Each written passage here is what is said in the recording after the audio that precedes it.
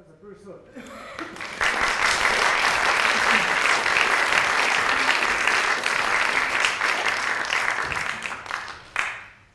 Well, talk about a tough act to follow. I'm a bit daunted by this, but I'll do my best. What I'm going to do tonight is I'm going to tell you about an idea I've been developing for the past couple of years now. And this is what I call the supernatural sense. And it's a theory which I think explains the prevalence of rather bizarre thoughts and beliefs that many educated adults have about the supernatural. Because I think that these beliefs come from the normal sorts of reasoning processes that we're born with as children. I hope to convince you of that tonight. And I'm going to talk about, in particular, our attitude towards objects, which we think have special powers. And this is what I'm going to be talking about in terms of object fetishism. So I apologize to any of you who thought they might be getting sexual fetishism. We're not talking about anything tonight about stockings and suspenders. It's all about these objects, which were first recognized in Western Africa, fetish objects, which were used in witchcraft because they were believed to have powers and energies and so forth. And I want to say that those sorts of beliefs come from natural intuitive reasoning that we're born with as children. So I'm going to begin with a demonstration to illustrate a few points. So let me first get a cloth. Now, watch very carefully. Now look, as I hide this cloth inside my hand, you as educated, intelligent adults realize it's still in my hand, yes? Okay, and so it is. But if I repeat that again, watch very carefully now, this time, it's gone. And you feel compelled to give me a round of applause. Now, the reason I did that was to illustrate 2 points. You see, that's not real magic, that's a magic trick. You understand that I've deceived you somehow.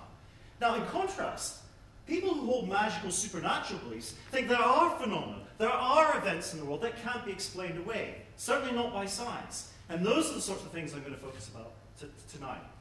Now, the other reason I showed you that demonstration is that if I was to show that to a 6-month-old infant, they, like you, would look longer. They would be surprised. And that tells scientists like myself that these children are reasoning about the physical world. They're thinking about things they can't necessarily see. And in fact, everywhere you look, where it comes to objects or plants, or even other people, children from very early age, before they're even one year old, are thinking about the unseen properties of the world. They have naive physics. They have a naive biology. They understand that living things are motivated by minds, so they have naive psychology. But the problem is, because they're reasoning about things they can't necessarily directly see, this leads them to misconceptions. And these misconceptions, I'm going to argue, are the basis of adult supernatural beliefs. So, these supernatural beliefs are very common. They're found in all cultures, and they're very typically found around times of entrances and exits. So this is why I've obviously been invited tonight to try and address this issue of births and deaths. In all cultures, births and deaths are events where you can't necessarily control the outcome. We certainly don't know what happens after you die. And so it's no surprise to discover that supernatural beliefs are found throughout mankind and universal thinking. Here are a couple. If you want to go to www.oldsuperstitions.com, you can find hundreds, literally hundreds, of these supernatural beliefs. So you might think that supernatural beliefs are simply taught to us by culture. We simply inherit them from all our ancestors.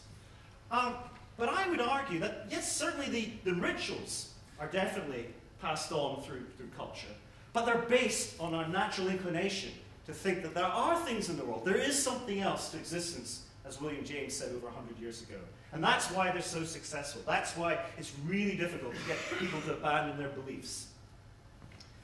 So, let me give you a definition. A magical belief is any phenomenon or any explanation that appeals to events or forces or essences and energies that are simply denied by science. But science doesn't know everything, okay? We know that science is flawed. The difference is that supernatural beliefs don't stand up to the scrutiny of validation, okay? You can't take them into the laboratory and study them. There are lots of things that science can't explain. We can't explain consciousness yet. But that's not a magical belief. If it's something about precognition or telekinesis or all these weird and wonderful things that we hear about, those are the sorts of phenomena which just don't stand up to scientific scrutiny. Object fetishism is this idea that objects have energies and powers inside them. And I'm going to suggest that, in fact, many of us have this sort of belief.